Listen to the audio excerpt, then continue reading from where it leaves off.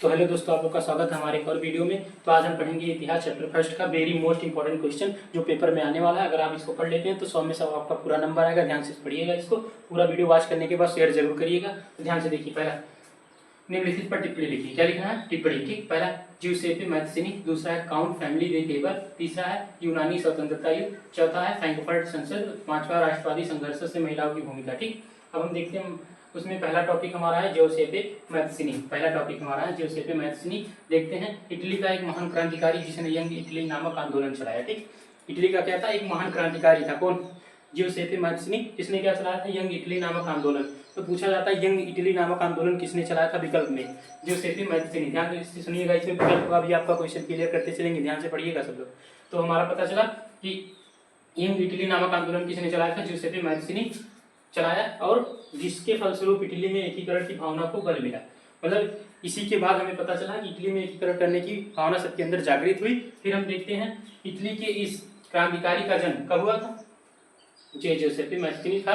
इसका जन्म कब हुआ था? 1807 ईस्वी में। 1807 ईस्वी में कहाँ हुआ था? जिनेवा में।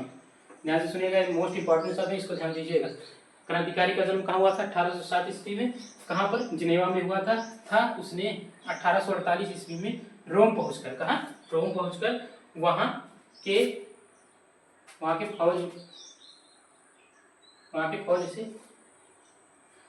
फौज से पॉप से, ठीक, यहाँ पॉप है, यहाँ मिसप्रिंट हो गया है, यहाँ पॉप से पैपल राज्य को स्वतंत्र कराया। ठीक, यहाँ ध्यान से देखिएगा, 1848 में कहाँ पहुंचा? रोम। रोम पहुंचने के बाद किसको आजाद कराया? पोप से। जो होते हैं क्या हमारे यहाँ जैसे धार्मिक गुरु होते हैं, वैसे वहाँ पर पोप होते हैं ईसाई धर्म के धार्मिक गुरु। तो उनसे पैपल राज्य को, किसको? पैपल राज्य को स्वतंत्र कराया। ठीक, ये ध्यान रखिएगा, पैपल राज्य को स्वतंत्र कराया। उसके इस कार्य से पूरे यूरोप के सभी राज्यों को धर्म के प्रभुत्व से स्वतंत्र होने के लिए प्रोत्साहन मिला, जिसके कारण इटली का जो सभी राज्य था, इससे उसको प्रोत्साहन मिला कि हम और भी राज्य को अपने आजाद कर सकते हैं। ये हमारा था पहला। अब हम देखते हैं दूसरा टॉपिक, काउंट फैमिली दे केबर।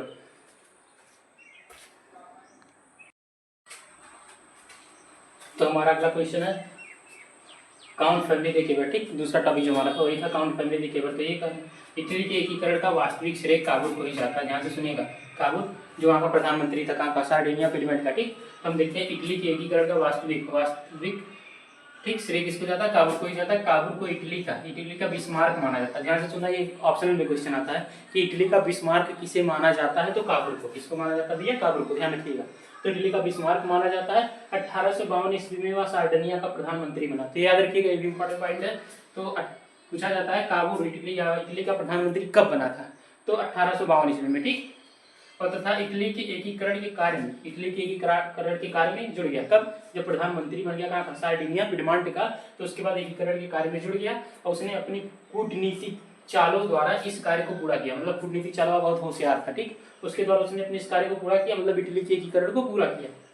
उसने कई युद्धों में भाग लेकर इटली के राज्यों को सार्डिनिया के साथ मिलने का अवसर प्रदान किया। मतलब कई जो ऐसे क्षेत्र थे जिस पर दूसरे देशों का कब्जा था, उसको इससे आजाद कराया, दूसरे देशों से आजाद कराया और अपने सार्डिनिया में मिला लिया। इतालवी अभिजाति के वर्ग, एक जाति है, अभिजाति वर्ग है जिसका नाम है इतालवी। ठीक, ये ध्यान रखना, इतालवी अभिजाति के वर्ग के सभी जो अमीर हैं और शिक्षित सदस्यों की भांति वह फ्रेंच भाषा, इतालवी भाषा में बढ़िया बोलता था। ठीक, फ्रेंच भाषा और इतालवी भाषा दोनों बहुत बढ़िया बोलता था। उसने 1806 में, ठीक, 1806 में 1860, ठीक, यहाँ 1860 है, तो 1800 देखो, यहाँ 1852 था, तो यहाँ 1860। ठीक भैया, ध्यान दीजिएगा। 1860 में दक्षिणी इटली और दो सिलसिलों को जीत में ज्यूसेppe गैरिबाल्डी का साथ लिया। जैसे 1860 में दक्षिणी इटली और दो सिलसिलों को जीतने के लिए उसने किसका साथ लिया? ज्यूसेppe गैरिबाल्डी का साथ लिया। उसकी मृत्यु के समय रोम और वेनिसिया, ठीक, वेनिसिया यहाँ छोटा सा वेनिसिया, ठीक, उसकी जीत के समय, कहाँ? उसकी मृत्यु के समय देखते हैं उसने कई राज्यों को जीत लिया था। उसके बाद उसकी मृत्यु के समय रोम और वेनेसिया के राज्यों को छोड़कर इटली के एकीकरण का काम पूर्ण हो चुका था। मतलब जब वो मरने वाला था तो इटली पूरी तरह से आजाद हो चुका था, एकीकरण पूरा हुआ था। कब पूरा हुआ था? 1861 में। प्रधानमंत्री कौन हुआ उस समय? देखा जाए बादशाह कौन बना था? प्रधानमंत्री जो थे केवल के उपलक्ष्य में पूरा हुआ था, सार्डिनिया के प्रधानमंत्री। ठीक, उसके बाद हम देखते हैं बादशाह कौन बना था? केमिनुल द्वितीय, ठीक, केमिनुल द्वितीय बादशाह बना था। देखिए, तो अगला टॉपिक हम देखते हैं कौन सा, बढ़ते हैं अगले टॉपिक की तरफ। तो हमारा अगला टॉपिक है यूनानी स्वतंत्रता युद्ध। एक ऐसी घटना जिसने पूरे यूरोप के समाज में राष्ट्रीय भावना उत्पन्न की। एक ऐसी घटना की जिसके बाद पूरे यूरोप के समाज में राष्ट्रवाद की भावना पैदा हुई थी। उसके बाद यह यूनानी स्वतंत्रता युद्ध के नाम से जानी जाती है। इसी युद्ध का क्या नाम है? यूनानी स्वतंत्रता युद्ध। इस युद्ध का आरंभ 1821 में हुआ था। ध्यान से सुनना, पूछा जाता है ऑप्शनल में यूनानी स्वतंत्रता का युद्ध कब आरंभ हुआ था? तो सन 1821 ईस्वी में। ध्यान रखिएगा ये आप लोग, इसको याद रखना, मेरी मोस्ट इंपॉर्टेंट सन है, ध्यान रखिएगा, इसको याद रखिएगा। में हुआ था। इस घटना का वर्णन इतिहास की उन महत्वपूर्ण घटनाओं में एक महत्वपूर्ण भूमिका निभाता है। 15वीं शताब्दी में यूनान ऑटोमन साम्राज्य, कहाँ पे था? तुर्की। ऑटोमन साम्राज्य का मतलब कौन सा देश हो गया? तुर्की। जो अब तुर्की के नाम से जाना जाता है वही पुराना था ऑटोमन साम्राज्य। तो ऑटोमन साम्राज्य जो है यूनान ऑटोमन साम्राज्य का ही एक भाग था। किसका भाग था? ऑटोमन साम्राज्य, मतलब तुर्की का एक भाग हुआ करता था। कौन? यूनान। कवियों और महान कलाकारों ने यूनान को यूरोपीय सभ्यता का पालना बताकर देश की प्रशंसा की। मतलब उसको कहा कि तुम यूरोपीय संसद की, जो यूरोपीय के देश है उनकी पालना करते हो, इसलिए तुमको इस देश में शामिल नहीं होना चाहिए, इससे अलग होना चाहिए। आगे देखते हैं। प्रशंसा की और उन्होंने मुस्लिम साम्राज्य के खिलाफ यूनान के संघर्ष इकट्ठा किया। संघर्ष इकट्ठा किया मतलब संघर्ष करने के लिए लोगों को इकट्ठा करना शुरू कर दिया 1824 ईस्वी में। कब? 1824 ईस्वी में एक लॉर्ड बायरन नाम के अंग्रेज कवि जिन्होंने धन इकट्ठा किया। क्या इकट्ठा किया? धन।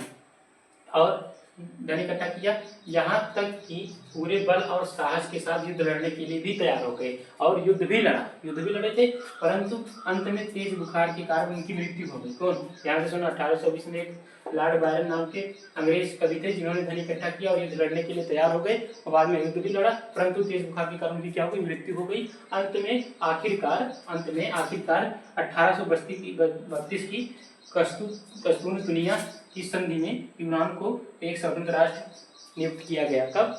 पूछा जाता है कि कस्तूनतुनिया की संधि कब हुई थी? तो 1832 में। ध्यान रखिएगा। तो पूछा जाता है यूनान को स्वतंत्र राष्ट्र कब नियुक्त किया गया था? तो 1832 की कस्तूनतुनिया की संधि में। ध्यान रखना। तो हमें ये पता चला। अब हम बढ़ते हैं नेक्स्ट क्वेश्चन की तरफ, देखते हैं अगला क्वेश्चन। तो अगला क्वेश्चन है हमारा दूसरा। फ्रांसीसी लोगों ने सामूहिक भाव पैदा करने के लिए भेदभाव पैदा करने के लिए फ्रांसीसी क्रांतिकारियों ने क्या कदम उठाया? ठीक, ने क्या कदम उठाया तो हम देखते हैं।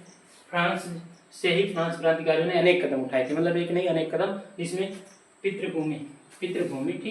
पितृभूमि और नागरिकों जैसे विचारों ने एक संयुक्त समुदाय के विचारों पर बल दिया। ठीक, जो पितृभूमि मतलब इनका पितृभूमि जो पिता से विरासत में पाए थे भूमि, और नागरिकों ने मिलकर एक विशेष बल को जन्म दिया, जिससे एक नया फ्रांसीसी झंडा बनाया गया। बताया गया था आप लोग को कि एक नया फ्रांसीसी झंडा बनाया गया था, नया राष्ट्रीय गीत बनाया गया था। ठीक, जिससे पहले से राष्ट्र ध्वज की जगह ले ली। ठीक, आगे स्टेट जनरल का चुनाव सक्रिय नागरिकों को समूह द्वारा किया जाने लगा, मतलब जो नागरिक थे उनके द्वारा स्टेट का चुनाव किया जाने लगा, और उसका नाम बदलकर क्या रखा गया था? National assembly. ध्यान रखना, ई स्टेट का नाम पूछा जाता है ऑप्शनल में कि बदलकर क्या रखा गया था, तो नेशनल असेंबली रखा गया था। ध्यान रखिएगा, असेंबली होता है असेंबली। ठीक, असेंबली हो गया। ये असेंबली थोड़ा आधा में रहेगा और आधा बाहर रहेगा। ठीक, ये हो गया, असेंबली रखा गया।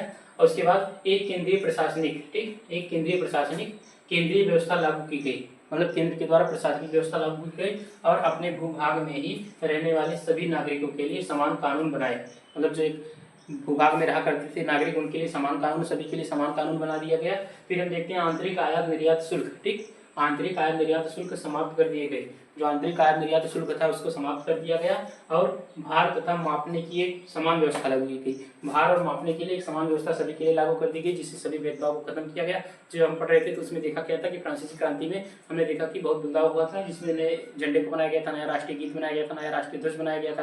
ठीक, ये सब हमें देखने को मिला था, जिसने पुराने राष्ट्रीय ध्वज का जगह ले लिया था। फिर हम देखते हैं नेक्स्ट क्वेश्चन की तरफ, बढ़ते हैं अगले क्वेश्चन की तरफ।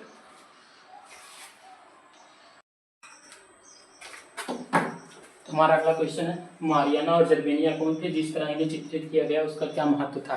ठीक, तो हम देखते हैं फ्रांसीसी क्रांति के दौरान कुछ कलाकारों ने नारी रूपक का प्रयोग अपने विचारों, जैसे हम देखते हैं हमारे यहाँ हमारे जो माता है, या देखा जाए भारत माता को दर्शाया जाता है एक नारी के रूप में दिखाया गया, तो वही यहाँ पर भी है। तो फ्रांसीसी क्रांति के दौरान कुछ कलाकारों ने नारी रूपकों का प्रयोग करके अपने विचारों, स्वतंत्रता, ईर्ष्या, मुक्ति, लालच, एकता आदि को प्रकट करने के लिए किया। ठीक, मतलब स्वतंत्रता को, ईर्ष्या को, मोदी को, लालच को, एकता आदि को प्रकट करने के लिए नारी का चित्र बनाया। फ्रांस ने राष्ट्र प्रतीक के रूप में लोकप्रिय नाम मारियाना, ठीक, मारियाना दिया। उसी लाल टोपी, तिरंगा और कलगी के साथ दिखाया गया, ठीक, लाल टोपी था, तिरंगा और कलगी के साथ उसको दिखाया गया था मारियाना के चित्र को। और उसकी प्रतिमा सार्वजनिक चौराहों पर लगाई गई। कहाँ लगाई गई थी? सभी चौराहों पर, ताकि लोगों को एकता के राष्ट्रीय प्रतीक की याद आती रहे, जिससे लोगों को लगता रहे कि हमारा देश एकता में है, तो एकता में हम काम करेंगे। इसी तरह जर्मेनिया भी जर्मन राष्ट्र का प्रतीक का रूप है, ठीक, देखो इसी तरह जर्मेनिया भी जर्मन के राष्ट्र का प्रतीक का रूप है यहाँ, ठीक है। और उसके मुकुट को बलूत के वृक्ष के पत्तों से सजाया गया है। किसके वृक्ष से? बलूत के वृक्ष के पत्तों से सजाया गया था, क्योंकि बलूत जर्मनी में वीरता का प्रतीक माना जाता था। जर्मनी में जो बलूत है वो वीरता का प्रतीक माना जाता था, इसलिए जो जर्मेनिया थे उनका जो सिर है उसके ऊपर मुकुट जो बनाया गया था वो किसका था? बलूत के पत्तों का बनाया गया था। तो बढ़ते हैं नेक्स्ट क्वेश्चन की तरफ, देखते हैं अगला क्वेश्चन। तो हमारा अगला टॉपिक है जर्मनी एकीकरण की प्रक्रिया के संक्षेप में बताइए। तो पहली अवस्था 18वीं शताब्दी में जर्मनी अनेक राज्यों में बटा हुआ था, बताया गया था लगभग से 39 राज्यों में। कितने? 39 राज्यों में बताया गया था कि जर्मनी बटा हुआ था, ठीक।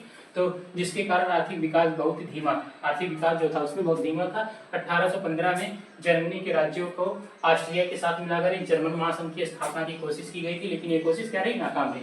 मतलब पहले जर्मनी को मिलाया गया था 1815 में, जिसमें ऑस्ट्रिया के साथ मिलकर एक जर्मन महासंघ की स्थापना करने की कोशिश की गई थी, जो क्या रही? नाकाम। फिर हम देखते हैं दूसरी अवस्था, बिस्मार्क ने अपनी रक्त और लौह की नीति द्वारा जर्मनी के वातावरण के काम को पूरा किया, ठीक। देखते हैं जो बिस्मार्क था उसने रक्त और लौह की नीति का जर्मनी के वातावरण के काम को पूरा किया। तीसरी अवस्था में क्या किया उसने? 1866 ईस्वी में जर्मनी का ऑस्ट्रिया के साथ युद्ध हुआ। कब हुआ था?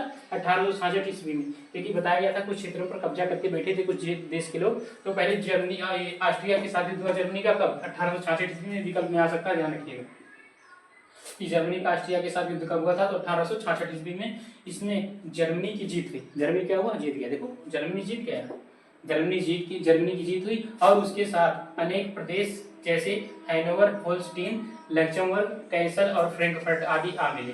मतलब जब ये आजाद हुआ तो कई क्षेत्र उससे आकर मिल गए। इसमें जर्मनी के एकीकरण का काम काफी आसान हो गया। और चौथी अवस्था में देखते हैं 1870 ईस्वी में या 70 ईस्वी में, ठीक, सॉरी 70 ईस्वी है। तो 1870 ईस्वी में फ्रांस को हराने के बाद जर्मनी ने उससे आल्सेंस और लारेन के महत्वपूर्ण प्रदेश छीन लिए, ठीक। एक प्रदेश है आल्सेंस और दूसरा है लारेन, ठीक। वो किससे छीन लिया? फ्रांस से। किससे छीना है? फ्रांस से। फिर हम देखते हैं इससे प्रभावित होकर बाकी बचे हुए प्रदेश भी जर्मनी महासंघ में शामिल हो गए। देखो जो इससे बचे हुए बाकी क्षेत्र थे वो किसमें शामिल हो गए? जर्मन महासंघ में शामिल हो गए। इस प्रकार बिस्मार्क के प्रयत्नों को 1870 ईस्वी में जर्मनी के एकीकरण का कार्य पूरा हुआ। हम देखते हैं उसमें बादशाह बनकर कौन आता है? विलियम प्रथम, ठीक। कौन बादशाह बनता है? विलियम प्रथम बादशाह बनता है, ये ध्यान रखिएगा। विलियम प्रथम बादशाह बनता है कब? जब जर्मनी का एकीकरण पूरा होता है। तो फिर मिलते हैं नेक्स्ट वीडियो में। ऐसे ही इंपॉर्टेंट क्वेश्चन को जानने के लिए हमारे चैनल को सब्सक्राइब करिएगा। अगर ऐसे इंपॉर्टेंट क्वेश्चन का नोट्स चाहिए आप लोग को तो नीचे दिए गए व्हाट्सएप नंबर पे मैसेज करिए, आप लोग को नोट्स प्रोवाइड कर दिया जाएगा। धन्यवाद।